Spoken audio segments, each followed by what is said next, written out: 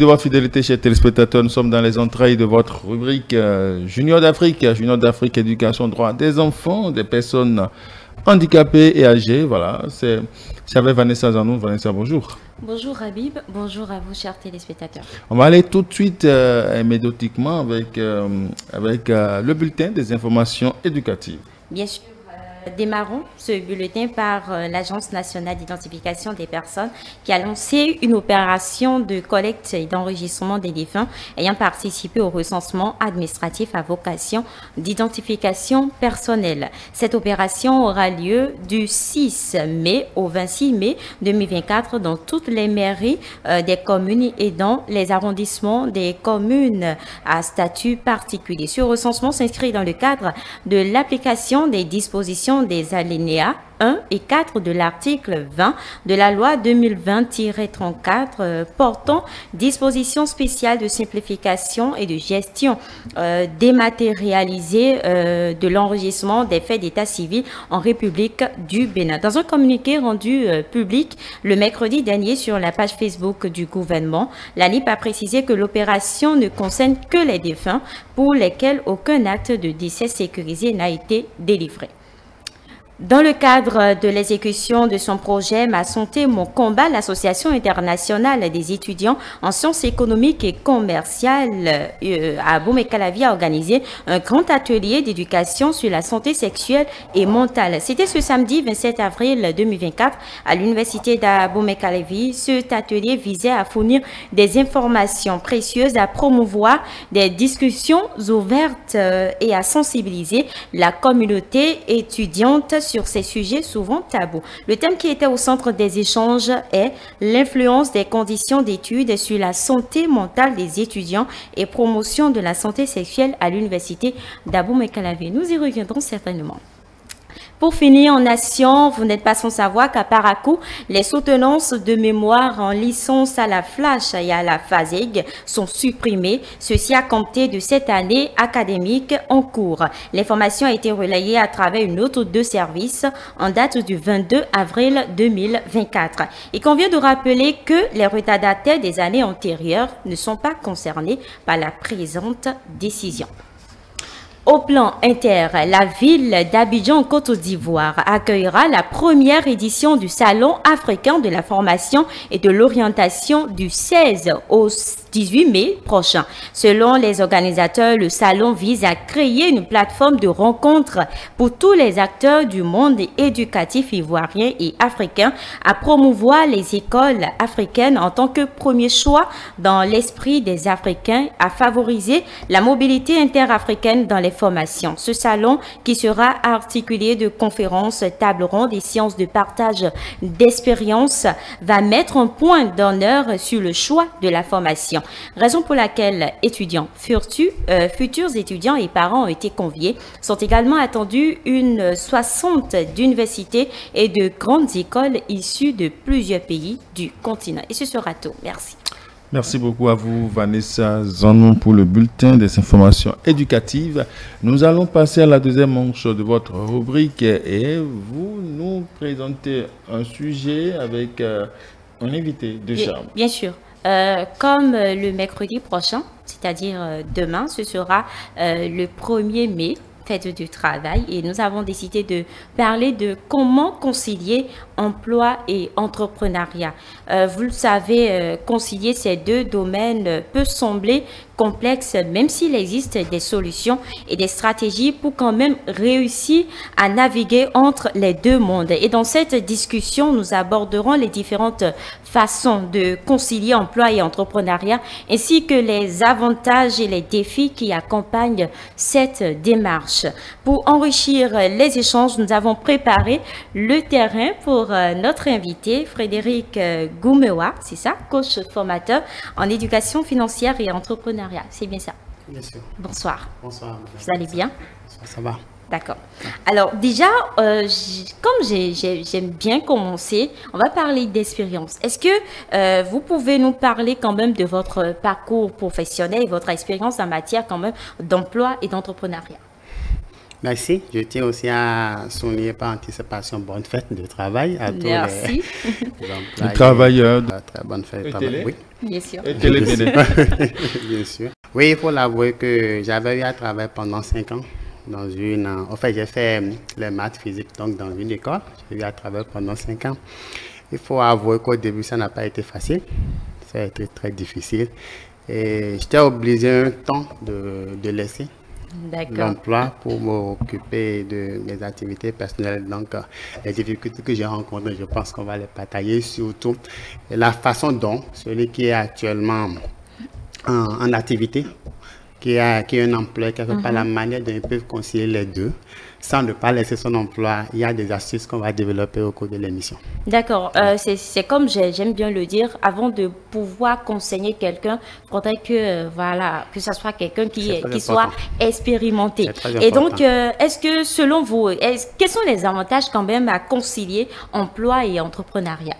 Il y a tellement d'avantages, parce que des fois, on a tendance à penser que quand on est employé, quand on est fonctionnaire, on a tendance à penser que c'est notre employeur qui va résoudre nos difficultés financières, ce qui est archi faux.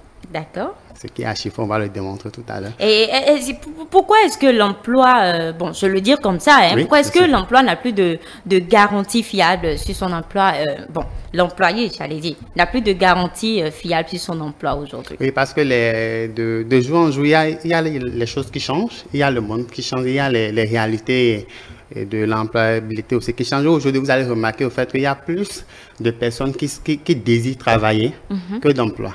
Donc, ça fait que même les emplois qui étaient très bien payés avant, aujourd'hui, ces emplois ne sont plus payés comme cela se doit. Parce qu'il y a plus l'offre que la demande. Mais vous savez, si je suis bien employé, si je suis bien payé, je n'ai plus besoin d'entreprendre. Non, mais en fait, c'est là le paradoxe. Je l'ai dit au début, c'est difficile aujourd'hui de trouver un emploi qui arrive vraiment à couvrir comme cela se doit toutes vos dépenses. Ça, là, c'est vraiment difficile. D'accord. C'est difficile. Et vous allez même le remarquer. Vous êtes obligé aujourd'hui, quel qu'en soit le domaine dans lequel vous êtes obligé d'avoir des activités secondaires pour pouvoir, si vous voulez vraiment vivre dans certaines conditions, pour pouvoir assumer comme cela se doit vos responsabilités. D'accord. Et dans ce cas, comment est-ce qu'il faut quand même agir pour que l'entrepreneuriat n'agit pas sur son emploi et... Voilà. Donc, je pense d'abord que l'employé qui désire entreprendre, il y a une première chose qu'il doit faire. C'est qu'il doit faire la part des choses entre ses revenus et ses dépenses. C'est-à-dire, comme j'ai l'habitude de le dire, nous sommes dans un monde actuellement où on peut perdre son emploi à tout moment. Bien sûr. Surtout avec la réalité, avec l'Internet, tout ça, on peut perdre son emploi à tout moment. Vous allez remarquer au fait que, au fur et à mesure qu'on évolue, les dépenses augmentent. Oui. Et il arrive même des moments où, peut-être que vous avez un emploi aujourd'hui, vous êtes à 80 000. Et 5 ans après, vous êtes toujours à 80 000, mais vos dépenses ont pratiquement... C'est vrai. Et en fait, c'est là même les difficultés des emplois aujourd'hui. Alors, quand c'est comme ça, la première des choses qu'il faut faire, c'est qu'il faut arriver à identifier là où va votre argent. Beaucoup ne font pas ça. Il faut essayer d'identifier là où va votre argent. C'est-à-dire, lorsque vous prenez vos sous... Si vous investissez dans des affaires de femmes... on va revenir sur ce terrain. Il n'y a pas d'investissement, c'est un droit et c'est un devoir. Ah, d'accord. Non. La vague des féministes brille bien encore sur ce plateau. Non, même pas. Donc voilà, il faut d'abord identifier là où va votre argent, c'est important. Le second point, c'est que vous n'avez pas besoin de grandes choses pour démarrer. Et je le dis généralement, quand vous êtes un homme, votre force pour pouvoir relever les défis financiers, c'est de renforcer la capacité financière de votre épouse. Mais beaucoup d'hommes ne comprennent pas ça. Voilà. Et c'est ça qui fait que, généralement, d'ailleurs, c'est ça qui est à la base, c'est ça qui fait que les hommes meurent vite, parce qu'ils prennent toutes les charges, ils se disent qu'ils sont forts, et finalement, la femme est là. C'est moi l'homme, je dois c'est une erreur grave. C'est une erreur. Et c'est de même quand on dit que quand la femme est financièrement au point et elle embête l'homme, c'est un faux problème. C'est discutable.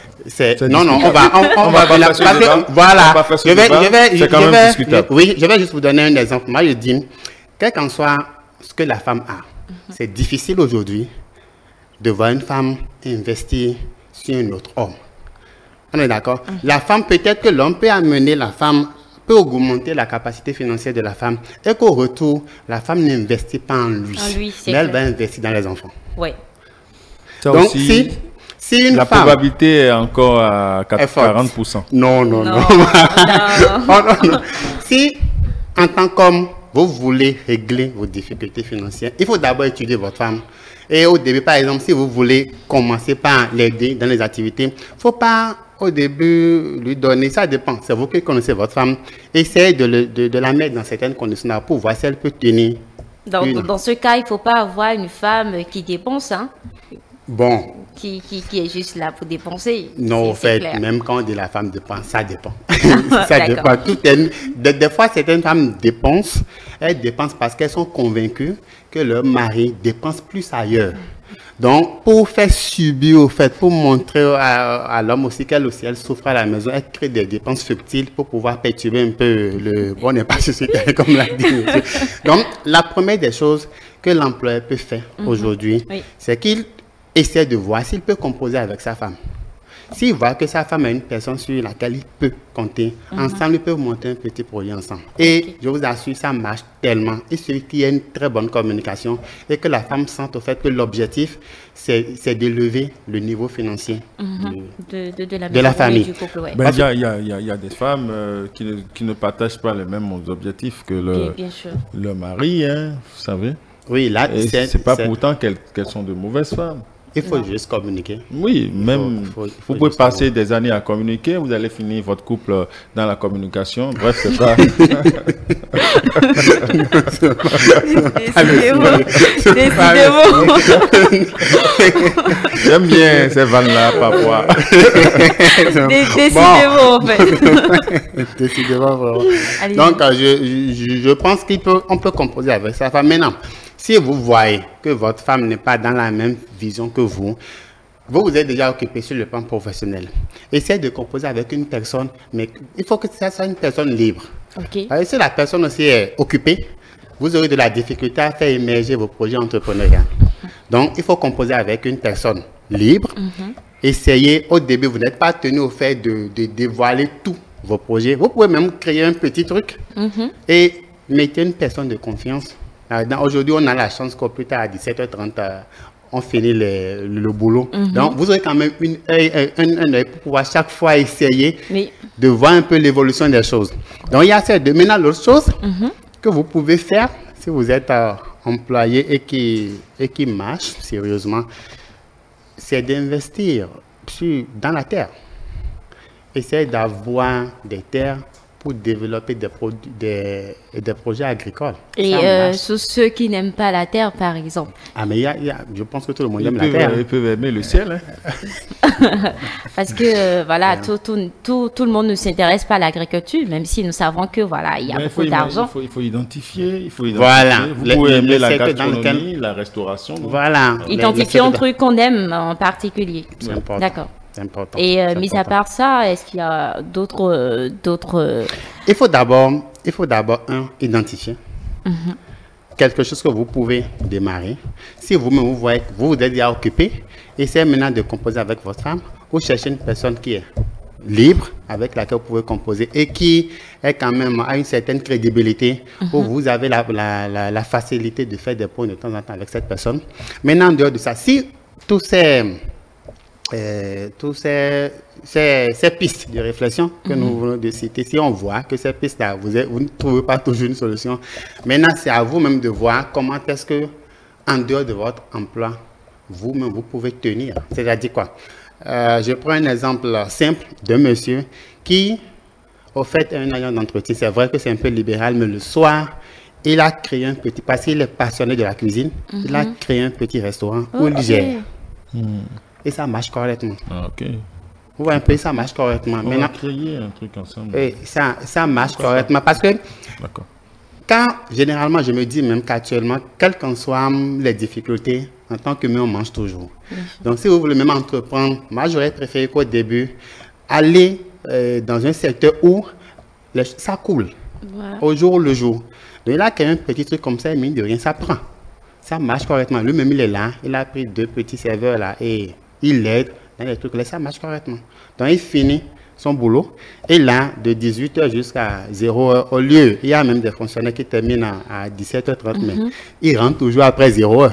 Bon, Dieu sait ce qu'ils font. Donc, au lieu de passer ce temps-là inutilement dehors, pourquoi ne pas occuper une activité et petit à petit commencer par créer avec le temps? Si ça, là, ça marche, si vous avez de l'expérience là, vous pouvez maintenant dupliquer, avoir des adresses et pourquoi pas?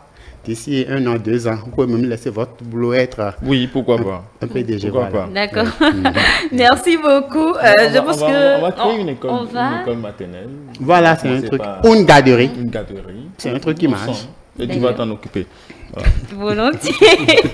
Merci beaucoup pour cette idée. Je pense que on va s'en arrêter là. C'est sûr qu'on va revenir sur le sujet parce que là, le temps nous presse. Bien sûr. Mais bon, en attendant, est-ce que vous avez peut-être un conseil à donner aux gens, à ceux qui nous suivent? J'aimerais que vous reveniez sur le fait que ce n'est pas l'employeur qui devait gérer les difficultés financières de son employé. Oui, c'est important parce que vous allez remarquer au fait que... Et ce sera votre mot de la fin. D'accord, merci. Vous allez remarquer au fait que, quel qu'en soit votre emploi, vous ne travaillez pas 24h/24 pour un employeur. Donc, l'employeur est là parce que l'employeur vous paie juste pour une prestation. Et le jour où vous ne serez même plus à même d'assumer les responsabilités comme cela se doit, il peut vous libérer. Parce que lui, son objectif, c'est de voir son entreprise prospérer. C'est ça. Donc, quand c'est comme ça, quand vous êtes comme ça, il est important que vous essayez de voir que votre emploi, au fait, il vous paie autant que vous êtes bon. Donc, vous ne pouvez pas fier, mais vous ne pouvez pas vous concentrer, mettre votre vie, votre avenir dans la main de votre employeur. Dites-vous que votre emploi, en fait, c'est une échelle qui va vous aider à aller sur d'autres niveaux. Donc, il est important vraiment que vous mettez en tête qu'on peut, il y a même, j'ai donné l'exemple d'une société d'État la fois dernière, la SPE, où je disais, mais il y a une seule réforme aujourd'hui, quand la SPE va mettre ça en place, elle est obligée de supprimer au moins 60% de ses employés. Et ça sera seulement 3 éléments, il y aura seulement 3 secteurs qui vont permettre à la société d'évoluer correctement et d'avoir de la rentabilité. Donc, vous avez un emploi, c'est bon, ce n'est pas un acquis. Réfléchissez et dites-vous que cet emploi-là, c'est une échelle qui peut vous aider à aller sur d'autres plans et entreprenez à partir de là. C'est ça. Merci beaucoup. Merci beaucoup.